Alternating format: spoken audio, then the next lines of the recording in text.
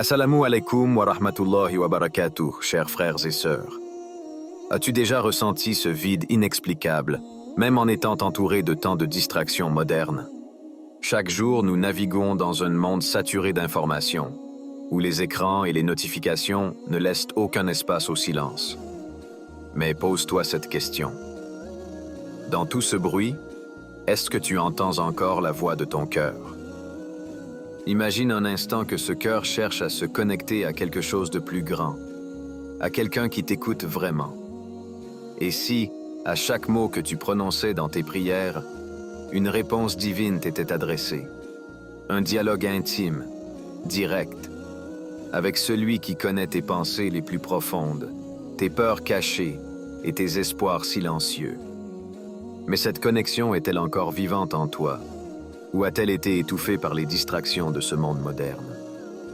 Et si je te disais qu'un trésor spirituel immense se cache derrière une sourate que tu récites chaque jour, mais que tu n'as peut-être jamais pleinement exploré?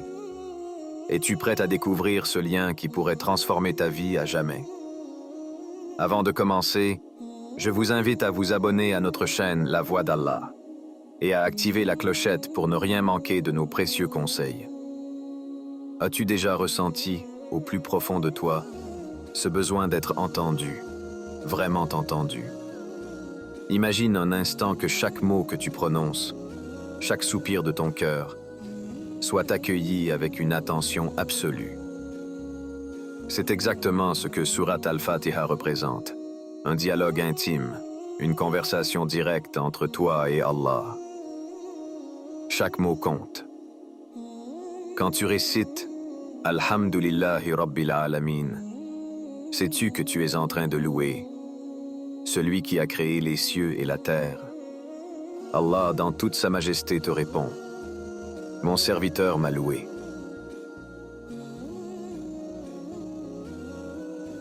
Ce n'est pas une simple récitation mécanique, mais un échange vivant. Un créateur immense qui gère l'univers entier prend le temps de répondre à tes mots. Cela semble incroyable, n'est-ce pas? Et pourtant, c'est une réalité. Pense à cela. Lorsque tu t'adresses à Allah, que ressens-tu?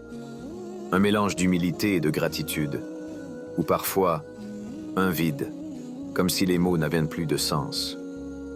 Imagine à quel point cela change quand tu réalises qu'il répond à chaque verset, à chaque prière. Cela ne te donne-t-il pas envie de réciter avec une attention renouvelée, comme si chaque mot portait ton âme jusqu'à lui? Une histoire de connexion divine. Revenons à une histoire puissante du prophète, paix et bénédiction sur lui. Un jour, il expliqua qu'Allah répond à chaque verset de la Fatiha. Quand mon serviteur dit « Iyyaka na'budu wa iyyaka nasta'in » c'est toi que nous adorons et c'est toi dont nous implorons l'aide. Je dis, ceci est entre mon serviteur et moi, et mon serviteur aura ce qu'il demande. Sahih Muslim. Pense-y. Chaque fois que tu prononces ces mots, Allah te promet qu'il est avec toi. Est-ce que tu y crois vraiment? Ou as-tu parfois l'impression que tes prières ne dépassent pas le plafond de ta maison? Sais-tu que chaque prière récitée avec sincérité atteint directement les cieux, même si toi, tu ne ressens rien sur le moment? Une réflexion personnelle. Maintenant, pose-toi cette question.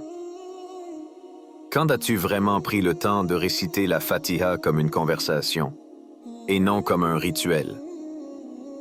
La dernière fois que tu as prononcé « Ihdina as-sirat al-mustaqim » « Guide-nous sur le droit chemin », as-tu ressenti le poids de cette demande? Ou l'as-tu récité machinalement? Imagine un enfant qui parle à son parent avec sincérité, cherchant du réconfort et des conseils. Le parent, touché, répond avec amour. Cet enfant, c'est toi. Et ce parent aimant, c'est Allah. Ce dialogue est une preuve que tu n'es jamais seul. Même dans tes moments de solitude les plus profonds, tu es écouté. Un cadeau spirituel immense. Penses-tu parfois que tu n'es pas assez bien pour être entendu? Que tes fautes t'éloignent d'Allah? Sache que c'est tout le contraire. Surat al-Fatiha est le rappel qu'Allah est toujours là pour toi. Peu importe où tu en es dans ta vie, il écoute. Comme un parent qui ne cesse jamais d'aimer son enfant, même lorsque celui-ci s'éloigne, Allah attend que tu reviennes. Une question pour toi. Alors, la prochaine fois que tu récites la Fatiha, que diras-tu? Continuera-t-elle d'être une obligation que tu accomplis à la hâte? Ou deviendra-t-elle un moment où ton cœur parle directement à celui qui ne t'abandonnera jamais? Prends ce moment pour réfléchir. Et si tu écoutais réellement la réponse d'Allah? As-tu déjà réfléchi à la puissance d'un simple « merci » ? Pas un merci que l'on dit par politesse, mais un remerciement profond qui vient du cœur. C'est exactement ce que signifie le mot « Alhamdu » qui ouvre Surat al-Fatiha. Ce mot, qui paraît si simple, contient un trésor spirituel immense. La gratitude, clé de la sérénité et porte d'entrée vers d'innombrables bénédictions. Un rappel divin. Commence par remercier. Pourquoi Allah a-t-il choisi de commencer cette sourate par « Alhamdulillahi Rabbil Alamin » ? Louange à Allah, Seigneur des mondes. Parce que la gratitude est le fondement d'une vie apaisée. Elle te rappelle que, même au milieu des épreuves, il y a toujours des bénédictions à reconnaître. Mais toi, prends-tu le temps de voir ces bénédictions? Quand tu ouvres les yeux chaque matin, ressens-tu la gratitude pour ce souffle de vie, pour ton cœur qui bat sans que tu aies à y penser? Ou es-tu pris par l'agitation de la journée, oubliant de remercier celui qui t'a offert tout cela? Une histoire coranique bouleversante. Souviens-toi de l'histoire du prophète Ayoub, que la paix soit sur lui. Cet homme, connu pour sa patience et sa gratitude, a tout perdu. Sa richesse, sa santé, sa famille. Et pourtant, même dans la douleur, il disait « Mon Seigneur, le mal m'a touché, mais tu es le plus miséricordieux des miséricordieux. » Surat al-Anbiya 21-33. Ayoub aurait pu sombrer dans le désespoir, mais il a choisi la gratitude. Et qu'a fait Allah? Il lui a rendu tout ce qu'il avait perdu, et plus encore. Cette histoire n'est-elle pas une preuve que la gratitude, même dans les moments sombres, ouvre les portes des bénédictions? La gratitude dans ta vie quotidienne. Regarde autour de toi. Combien de fois dis-tu « Alhamdulillah » dans une journée? Pas seulement après une bonne nouvelle, mais pour les choses simples. Pouvoir marcher, entendre le rire d'un enfant, ou simplement sentir la chaleur du soleil sur ta peau. Imagine que chaque matin, tu te réveilles avec uniquement les bénédictions pour lesquelles tu as remercié Allah la veille. Que resterait-il dans ta vie? Combien de bénédictions passes-tu sous silence chaque jour, alors qu'elles pourraient disparaître? Une réflexion personnelle. Mais soyons honnêtes, pourquoi est-il parfois si difficile d'être reconnaissant? Est-ce parce que nous sommes trop concentrés sur ce que nous n'avons pas? Pense-y. Combien de fois es-tu envahi par le stress de ce que tu veux atteindre, oubliant tout ce que tu as déjà? Et si tu prenais un moment, maintenant, pour compter ne serait-ce qu'une seule chose pour laquelle tu es reconnaissant? Ce simple exercice pourrait-il changer ton état d'esprit, alléger ton cœur et te rapprocher d'Allah? Le cercle vertueux de la gratitude, Allah dit dans le Coran. Si vous êtes reconnaissant, je vous accorderai encore davantage. Surat Ibrahim 14:7. Ce verset est une promesse, une garantie divine que chaque fois que tu exprimes ta gratitude, tu attires davantage de bénédictions dans ta vie. C'est comme une plante que tu arroses avec des mots de reconnaissance. Plus tu dis « Alhamdulillah », plus cette plante pousse et fleurit, remplissant ta vie de couleurs et de parfums inattendus. Mais qu'arrive-t-il si tu oublies d'arroser cette plante? Une question pour toi. Alors, dis-moi, à quoi ressemble ta vie aujourd'hui? Est-elle remplie de gratitude ou d'un sentiment de manque? Prends un instant pour te poser cette question. Si tu devais te concentrer sur ce que tu as au lieu de ce qui te manque, que découvrirais-tu? La prochaine fois que tu récites « Alhamdulillah », dis-le comme si tu parlais directement à Allah. Remercie-le pour chaque souffle, chaque instant, chaque bienfait. Et ressens à quel point ce simple mot peut transformer ton cœur et illuminer ta vie. As-tu déjà ressenti un amour si puissant qu'il te submerge, te réchauffe et te donne une paix inégalée? C'est cet amour qu'Allah te manifeste à travers ses noms Ar-Rahman et Ar-Rahim. Ces deux noms, qui ouvrent presque chaque sourate du Coran, sont bien plus que des mots. Ils sont une promesse, une invitation, un refuge pour chaque âme en quête de réconfort. Une miséricorde universelle et particulière. Quand tu récites Bismillahir-Rahmanir-Rahim, tu reconnais deux facettes de la miséricorde d'Allah. Ar-Rahman, c'est une miséricorde infinie, offerte à tous, croyants ou non. Regarde autour de toi. Le soleil brille sur tous. L'eau coule pour désaltérer chaque être vivant. Et l'air que tu respires est un cadeau que tu ne pourrais jamais mériter. Mais Ar-Rahim, il s'agit d'une miséricorde intime, réservée à ceux qui recherchent Allah avec sincérité. Imagine un enfant qui se perd dans une foule et qui, en pleurant, est retrouvé par son parent. Ce parent ne se contente pas de le retrouver.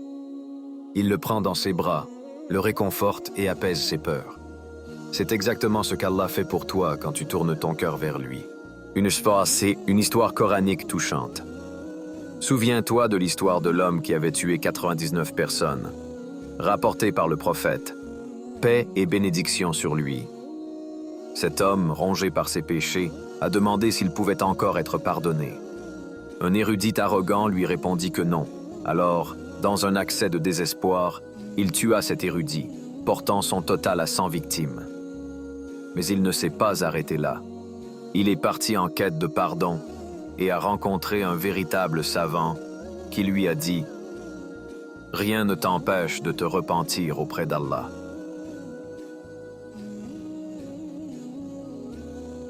Sur le chemin du repentir, cet homme est mort.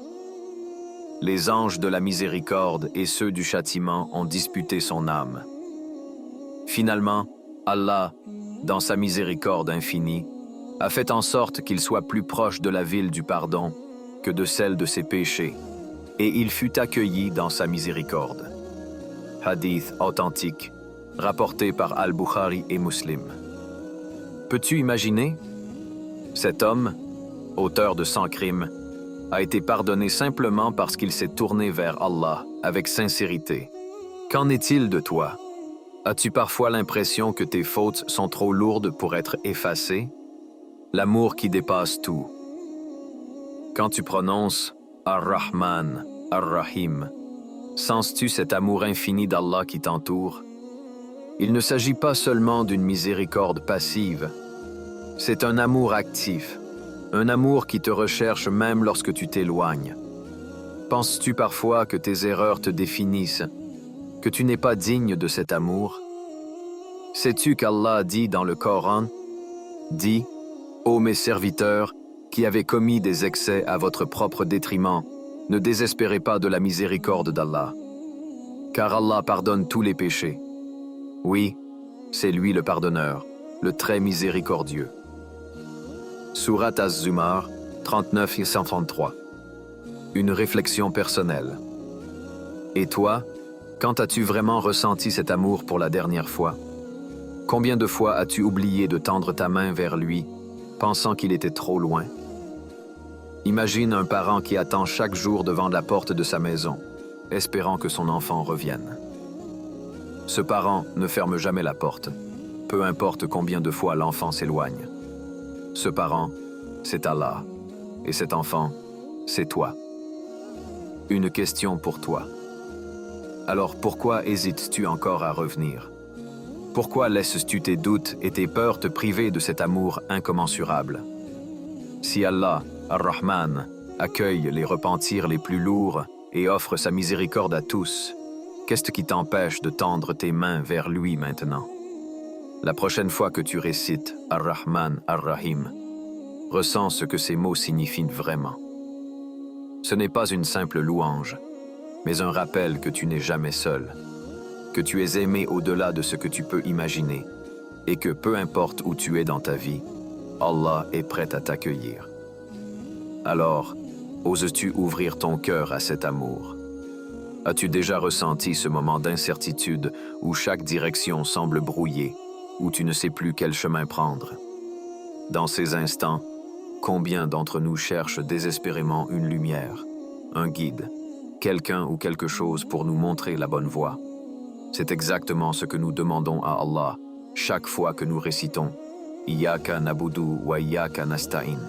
C'est toi que nous adorons, et c'est toi dont nous implorons l'aide.